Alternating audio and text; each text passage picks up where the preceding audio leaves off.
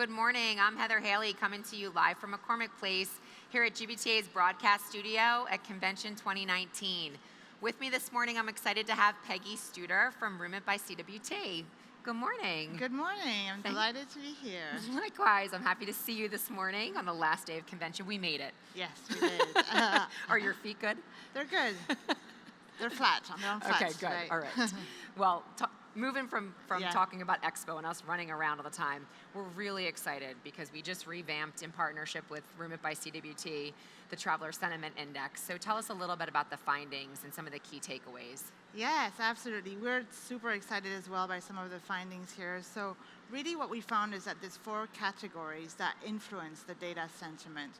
The first one is the traveler experience, so kind of booking to staying to after trip. Yeah.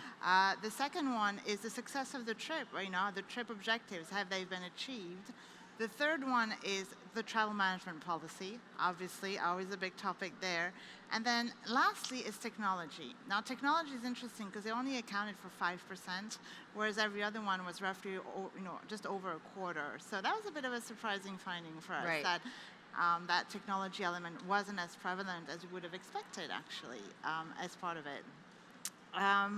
Interestingly, hotel experience, number 1, came out loud and clear.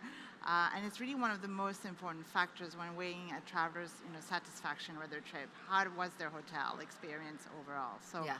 very, very relevant to RoomIt, obviously. Terrific. So what are some of the surprising findings within the research itself? Yeah. So it was interesting because Monday morning I presented a session on the findings to a full audience. I was in going a to very say packed house. Exactly, packed house. So it was interesting to watch some of the reaction to these findings, right? And see whether they matched our surprise. Yeah. The first one that drew a lot of reaction is when you're thinking of travel budgets and how do you monitor your costs. What was interesting to find is travelers do not want their hotel per diems to be cut. They prefer to go connecting flights, connecting routes. But hotel is super important, and that's not really surprising at the end of the day. Where you lay your head down at night. Exactly. It's about security. It's about is. comfort. It's about having a good day the next day, right? So that was the first finding. The second finding was the regional nuances, differences across continents. LATAM definitely value the relationship building, the objectives of the trip as very important. And it's not surprising if you think about their culture. Yeah. APAC drew a lot of reaction as well on Monday because that's the region that allows for the most home sharing opportunities.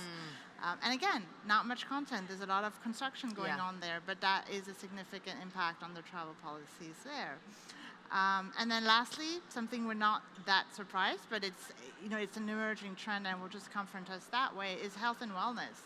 Very important. The millennial generation is the generation that's the most prevalent in the workforce today.